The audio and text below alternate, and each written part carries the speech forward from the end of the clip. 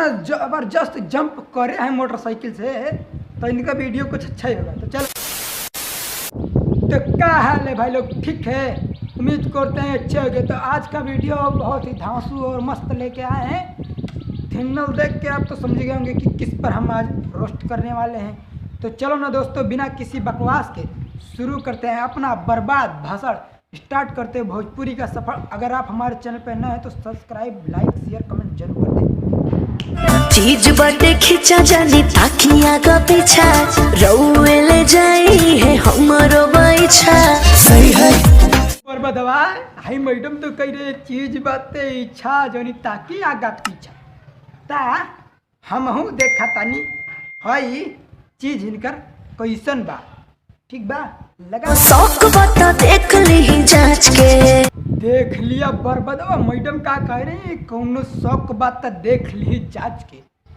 तो एक बात बा, हाई वीडियो पर रोक के पहले मैडम के जांच की देखल जाओ। हाई मैडम का हिया से हिया भर सब अच्छा ही अच्छा बा। सही है पहुंच के चल जाइए नाच के। वाह रे वाह, का गाना गाओ पवन जी। आप के गाने पे तो 2% लड़कियां तो फिदा हो गई हैं। आ जाइए 5 के, चल जाइए नाच के। हम बताइए तो तुम ही बता दो कौन है, कौन सा कैसा रहता है चाहिए, मतलब कैसे रहना चाहिए बताओ तो। या जई है 8 के जई है बाट के। बहुत खराब हो चुके हो तुम। चलो हमारे बर्बाद को दिल पे मत ले। मस्त जोक। आशा में दासा बिगड़ले रुआ बानी। आशा में दासा बिगड़ले रहुआ बानी। ये बर्बादवा हाई मैडम का शरीरिया देख के ना हमको लग रहा है कि ये आशा में दासा नहीं बल्कि धान में कुटाएंगी। अब मैडम का मन मार का जाता है रे। स्टेज हम तोरी का हुमाच के। अरे मैडम जी एहसान हमरा पे करोगी? आप नाचने आयो, ठीक है? स्टेज तूरने नहीं आयो, ठीक है? अब मैडम तूरेंगी तो फिर नाचेंगी कैसे? सही है अच्छा गुलाब खाने खिलल बदन बा। गुलाब खड़ती खिलल बदन बा। तो यही से मैडम जी तोरा पीछे पागल हमर बर्बादवा बा। नहीं जानती हो? बता रे बर्बादवा। अब हम कैसे बताऊं? हाथ से काम हो जाता है। तो कैसे जाइब हम बच के।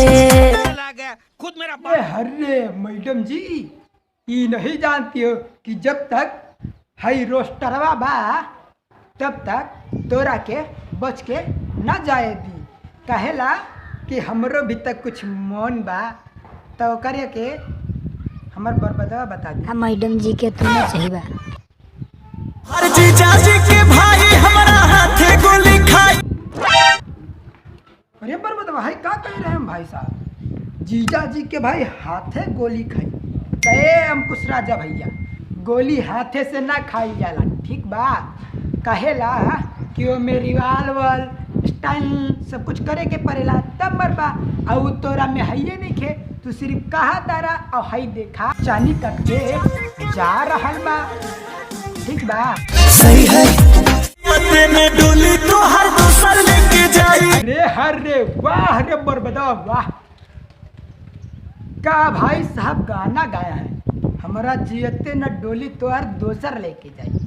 ते भाई साहब देखा करा तोरा जियते ना तोरा आँखी के सामने से डोली सूदे चल जाई और तू आईगो पूछबो न कोर पैबा। केला भर जन हमरे हो है ऐसे करेलो हम बजिया। अब मैडम जी इतना चिरोरी कर रही हैं तो काहे ना छोड़ देते हो?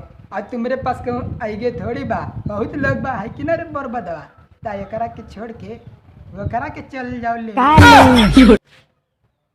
अरे लेवे ना मतलब काम कौन चीज मतलब जो कह रहे हैं कि गोली मार देंगे ना, तो उसी के वजह पे उसको हटा के किसी दूसरे को लाते हैं और आपका शादी करवा देंगे। मतलब हम नहीं, आप खुद कर लेना। सही है तो बस दोस्तों आज के लिए इतना ही। उम्मीद करते हैं अगली वीडियो जल्द से जल्द आएगी। अगर हाँ हमारा वीडियो आपको अच्छा लगा हो तो तनिक सा लाइक, शेयर, कमेंट जरूर करें। और एक बात और है, पैसा तो लगता नहीं भाई, आपका इच्छा जो कहे वो कर दो, लेकिन डिसलाइक कर देना भाई, ताकि लाइक नहीं कर सकते तो कम से कम डिसलाइक तो ही कर सकते हो, है कि नहीं।